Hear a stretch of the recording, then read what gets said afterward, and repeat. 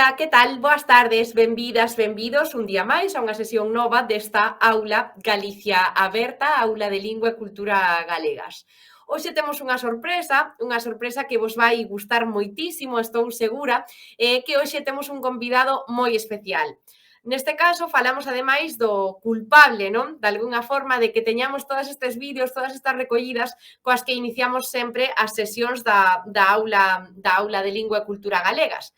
Falo nin máis e nin menos de Xavier Díaz, que é un músico increíble, un músico impresionante, dos mellores músicos que temos na contorna galega, non só iso, senón que tamén é un brillante investigador da tradición galega. Foi el quen recolleu dúcias e dúcias de testemunhas de persoas cantando e practicando a tradición oral, a música tradicional galega, e hoxe en día podemos contar con eses vídeos cos que tamén iniciamos as sesións, non, destas tardes de martes. En concreto, trátase dunha carreira investigadora, non, dun labor investigador de Xavier, que abarca dende os anos 1989 ata o 2011, pero non serei eu quen fale destas cuestións, senón que vai ser precisamente el a quen teñamos aquí esta tarde para que tome todo o tempo que considere preciso para falarvos non só da súa figura, senón tamén do seu labor.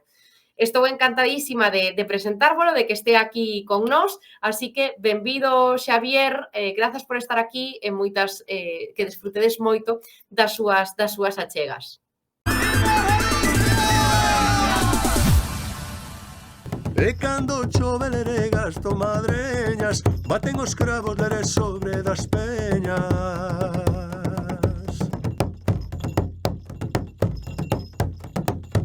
A miña experiencia cos traballos de campo, coas grabacións e coas recollidas, naceu aproximadamente cando tiña 21 anos, unha cousa así, 21, 22 anos.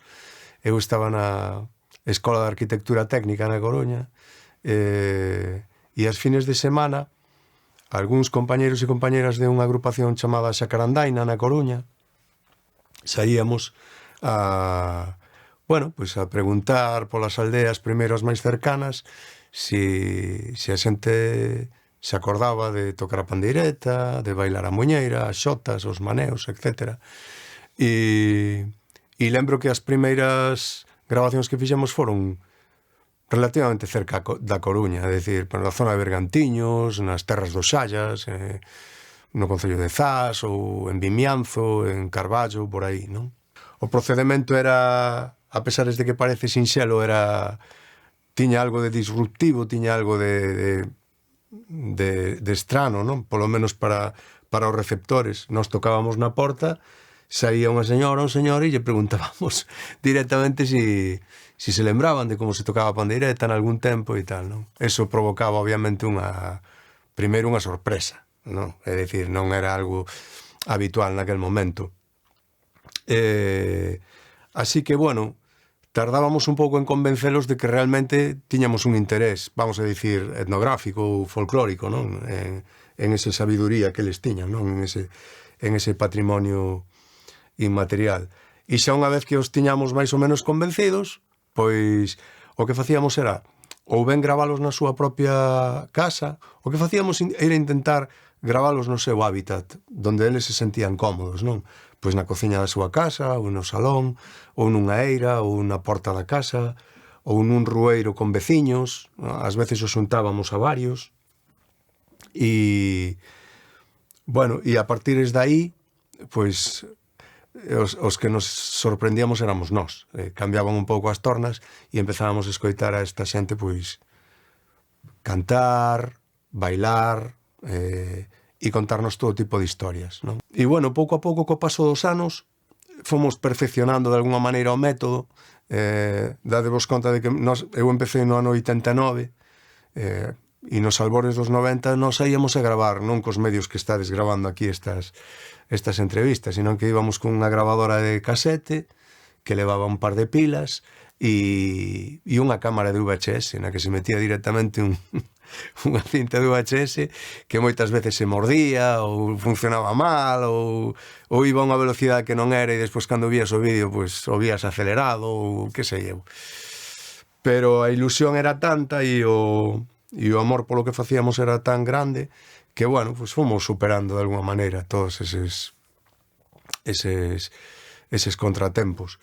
E pouco a pouco, como dicía antes, fomos expandíndonos xeográficamente un pouco máis, non? Saindo un pouco do entorno máis próximo para empezar a viaxar pois ás 4 provincias e incluso máis aló das 4 provincias. Cruzamos os territorios arraianos en Zamora, León, Asturias e norte de Portugal tamén para facer algunhas entrevistas fora, non? E a sorpresa tamén cando empezamos a viaxar en diferentes direccións era que nós, cando empezamos a facer as grabacións, ou antes de empezar a facer as grabacións, cando formábamos parte dun grupo folclórico, pensábamos que o folclore era unha materia, como diría, escrita, ou que atesouraban os profesores, os maestros, non? Ou as maestras, e que era aquel que estaba escrito en algún sitio e que había que reproducir aquelo e xa estaba, non? Pois, o que dicíamos antes, había unha muiñeira e unha xota e entón nos empezamos a dar conta de que aquelo excedía o noso coñecemento e que o folclore era tremendamente rico, tremendamente diferente, tremendamente atomizado, é dicir, que en calquera pequeniña aldea de calquera punto da nosa xeografía había un folclore e que zonalmente había moitas diferencias entre uns e outros, non? Pois nunhas zonas era máis gaitístico, noutras zonas había máis pandeireta, noutras zonas pervivía todavía algún instrumento como o pandeiro ou a pandeira na montaña dos Ancares. Bueno, e aquelo tamén nos animaba a cada vez continuar insistindo nas nosas expedicións. Éramos casi como, sempre digo que éramos casi como os protagonistas dunha novela de Julio Verne que sale por aí de aventura e que se vai encontrando con mil circunstancias, situacións e sobre todo descubrindo moitas cousas novas que eran moi enriquecedoras, tanto a nivel folclórico como a nivel humanístico e personal, non?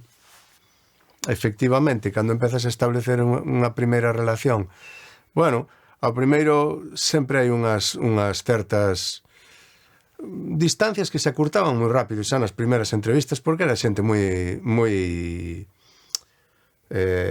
próxima, moi campechana, moi familiar, moi, bueno, maravillosa, non? En xeral eran paisanos e paisanas fantásticos, non? Entón, efectivamente, no momento que estableces unha primeira relación, xa na repetición ou cando regresas ao mesmo lugar a facer unha segunda entrevista, hai un vínculo.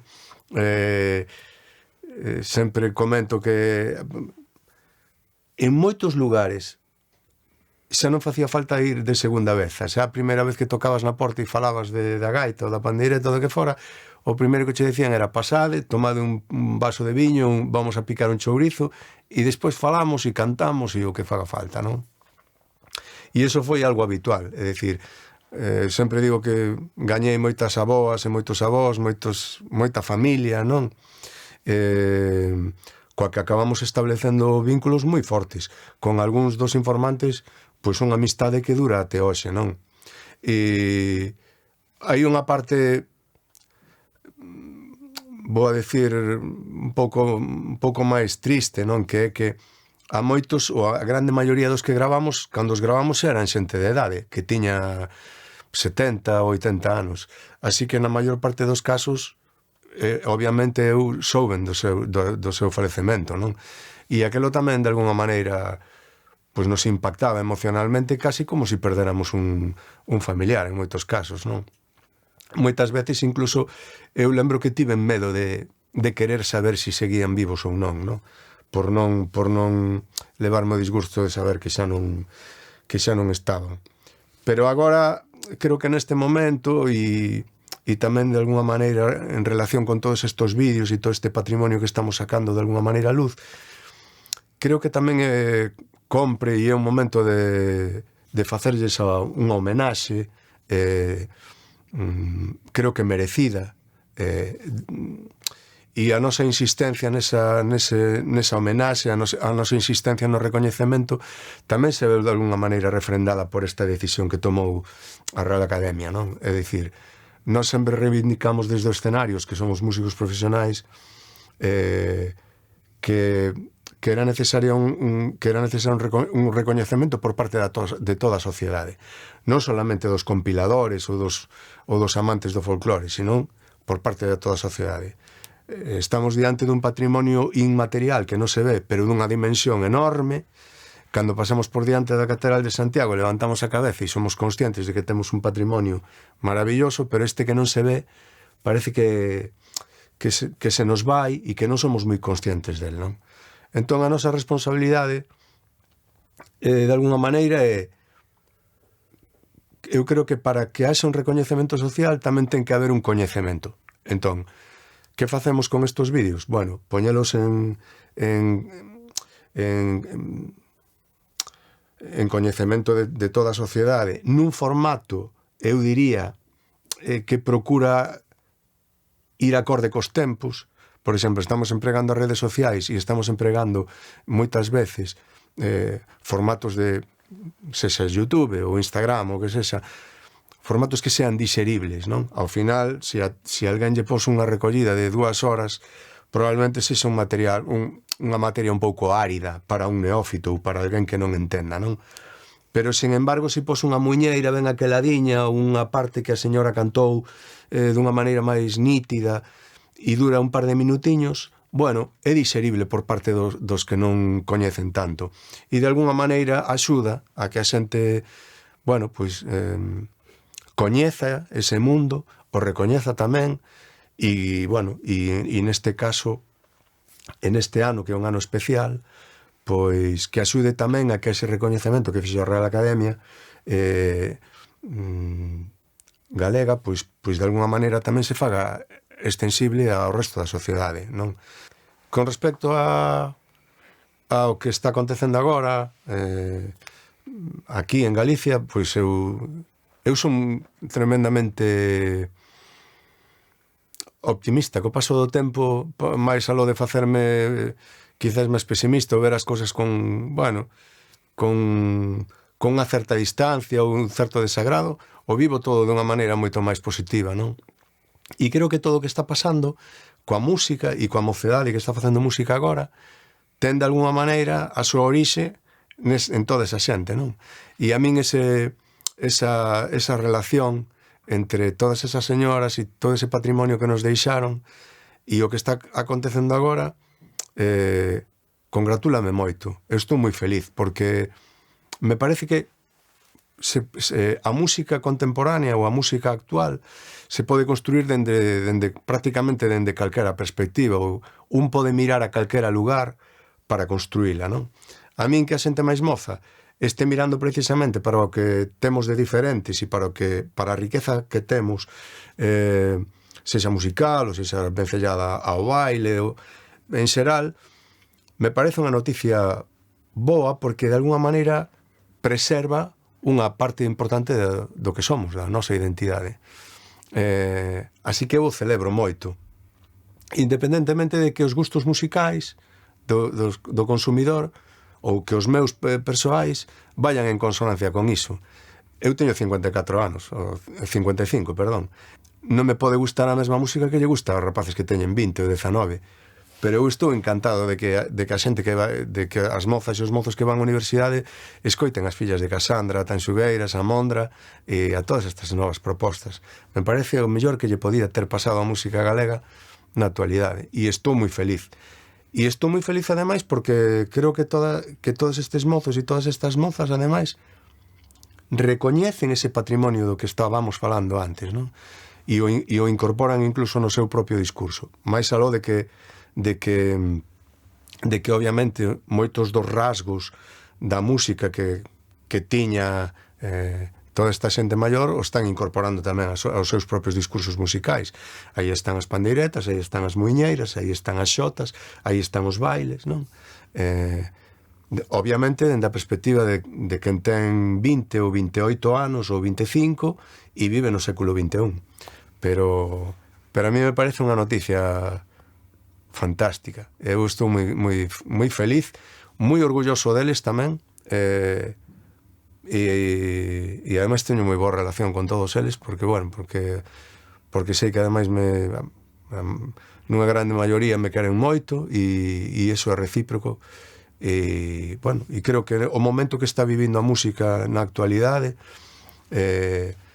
é maravilloso, e hai unha convivencia ademais entre os que levamos máis tempo, os que acaban de chegar e teñen as súas novas propostas, e todo iso combinado con ese momento no que estamos celebrando a estas señoras e estes señores que nos regalaron todo iso, fan que eu non podo estar máis que feliz. Nesa Galicia que non está físicamente aquí, pero que está emocionalmente, e iso é obvio cada vez que viaxamos, o que vexo sempre é unha especie de eco, de resonancia do que aquí acontece. Así que cada vez que vou noto que hai ese eco do que aquí está acontecendo, ou do que aquí pasou hai uns meses, non? En canto ao número de participantes sexan obradoiros, grupos, asociacións, centros galegos, etc., lonxe de minguar, medra dunha maneira natural, é dicir, non medra obviamente xa con fillos de galegos, sino que medra con terceiras xeracións ou xente que se vincula por amistade, etc. Numéricamente me sigue sorprendendo moitísimo a cantidade de xente que participa. O sea, fixen un obradoiro en Bos Aires con máis de 150 inscripcións, o sea, é algo extraordinario, é dicir, que 150 persoas veñan a un taller de pandeireta coas súas pandeiretas a 12.000 kilómetros de aquí, é algo difícil de comprender. En Uruguai exactamente igual, máis de 100, e cada vez que viaxamos por Europa, que con frecuencia, e un mes prácticamente estábamos tocando nun festival en Bélxica, subiron a bailar o escenario unhas cuantas parellas, a bailar unhas muñeiras espontaneamente en calquera latitude do mundo. O sea que é chamativo, e eu creo que tamén é unha especie de necesidade para, de alguna maneira sentirse cerca, non estar, sentirse un pouco máis próximo, e probablemente a música e o baile teñen esa virtude de poder, de facerche sentir esa proximidade, non? E eso que eu sempre, incluso sobre todo cando viaxaba agora coas adufeiras ou con Berrogueto, que viaxamos por moitísimos países do mundo, incluso teño que confesar que houve unha tempada que viaxaba con un obxectivo que era ir a tocar a algún sitio no mundo no que non houbera un galego, porque fóramos a onde fóramos, é dicir, podía ser México, Cuba, é igual, Austria, Alemania, Francia, Suiza, Escocia, sempre que preguntei nun concerto sempre había algún galego. Unha vez tocamos en Zimbabue, é dicir, na África moi subsahariana, bastante ao sul, non? Casi cerca de Suráfrica. E ali estaba convencido de que non iba a haber ningún galego, así que nun meu macarrónico inglés preguntei se había algún galego, e efectivamente un par deles levantaron a man e dixeron: eu son do Carballiño. E dixe: no, pero que faz se eres do Carballiño, que faz aquí en Zimbabue? Era xente que traballaba na embaixada, e lembro que ademais que aquela noite acabamos na embaixada cantando pois a Rianxeira e clásicos galegos ali, pasando un rato macanudo con algúns paisanos. Así que andamos por todo o mundo, e por todo o mundo nos encontramos con eles, e ademais sempre é unha alegría, é moi satisfactorio. Vou a cantar unha que é do Concello da Gudiña, concretamente do Canizo. Do Canizo. Sabes? Sí, claro que sí. Ali había unha señora que se chamaba Concha. Sí, a Concha eu coñecina aproximadamente no ano 94, unha cousa así, ou 93, pode ser. Fomos ali a aquela zona sur da provincia de Ourense, e pronto nos empezaron a falar de que en aquela zona se tocaba con pandeiros, non? Con pandeiros de pequenas dimensións, quizás un pelín máis pequenos que este. Por aí teño algún, mira. máis parecido a este, por exemplo, ves? Tocaban con pandeiros moi pequeniños. E ali no Canizo había unha señora chamada Concha, que era irmá dun gran gaiteiro tamén, Faustino. E esta muller, pois puidemos gravala, e a gravamos, por certo, moitos anos despois de que tamén a registrara Alan Lomax, un etnomusicólogo norteamericano que estivo na Península Ibérica facendo traballos de campo a mediados do século pasado. Era moi simpática e tocaba moi ben, con unha técnica moi personal e que prácticamente non vimos repetida en ningún outro informante. Si gravamos algunhas outras señoras que tocaban o pandeiro pola zona da Mezquita e por ali, pero Concha era especialmente virtuosa tocando. Vou cantar un pouquiño dunha xota dela.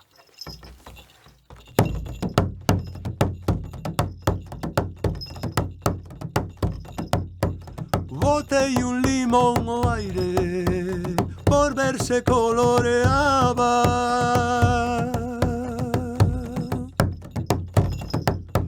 Subiu verde, baixou verde, miñas penas non rematan.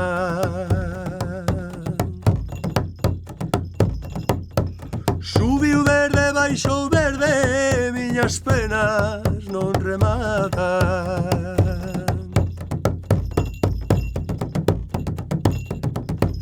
E cando chove leré gasto madreñas, baten os cravos leré sobre das peñas. Sobre das peñas, sobre dos cravos. E cando chove leré gasto zapatos.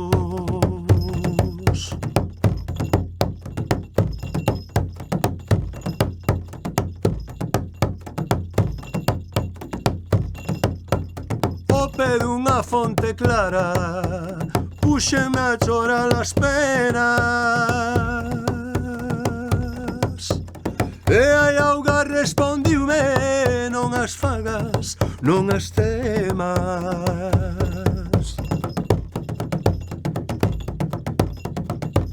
E cando chove leré gasto madreñas, baten os cravos leré sobre das peñas. Sobre das peñas, sobre das rochas.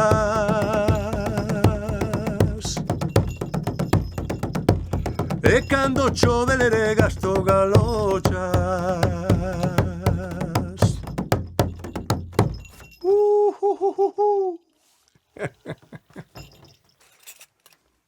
Bueno, e agora vou vos tocar un maneo. O maneo é o nome que reciben as xotas nunha zona concreta da provincia da Coruña, na Bisbarra de Bergantiños, Costa da Morte. Esta que vos vou a tocar aprendina dunhas señoras de Arnados, en Razo da Costa. Isto é o concello de Carballo, e xustamente onde o concello de Carballo dá ao mar, hai ali un val que era moi rico en folclore. Fixemos varias grabacións e había moitas mulleres que tocaban moi ben e que cantaban moi ben. E este é un maneo de ali, de Razo da Costa. Por unha prenda querida que entrou agora no baile, tocareille toda a noite hasta mañá pola tarde. Ai la la la la la la la, ai la la la la la la la.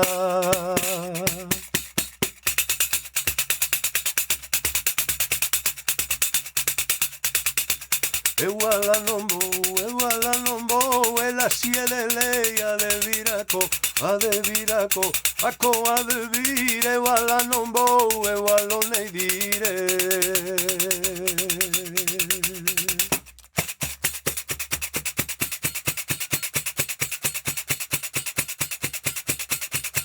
Voa ao aire, voa ao vento, así como o aire voa, tamén voa o pensamento. Ai la la la la la la la, ai la la la la la la la.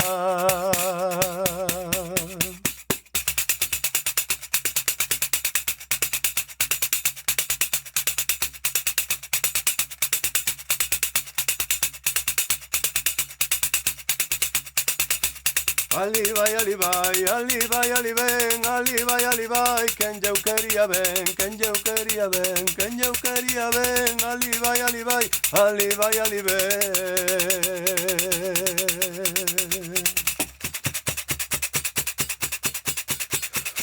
Volai vai o remate, volai vai o remate, non é por cousa ningunha, é por descansar a man. Ai la la la la la la la, ai la la la la la la la.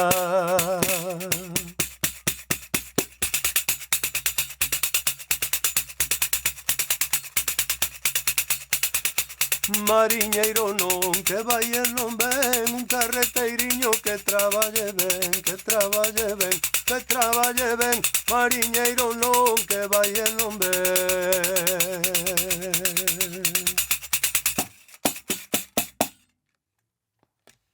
Bueno, aproveito para mandar un saúdo neste ano tan especial no que temos que celebrar precisamente esa homenaxe que dende a Real Academia, pero que eu fago extensible a toda a sociedade, temos que facer a estas mestras que tanto nos deixaron e mandar un bico a todos os que estades físicamente aquí en Galicia e os que estades fora tamén. Canto máis lonxe, o bico máis grande todavía. Veña.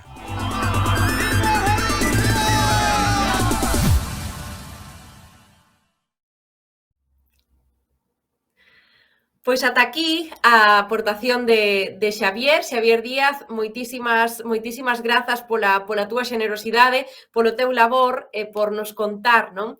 Todas estas cuestións das que foron protagonistas na sesión de hoxe. Espero que desfrutarades moito desta sesión especial, espero que vos quedarades con moito saber, non? Na vosa mente, e sen máis, vémonos o vindeiro martes, que teñades moi boa semana e que pasedes pois un día moi bo o que vos quede de tarde. Chao!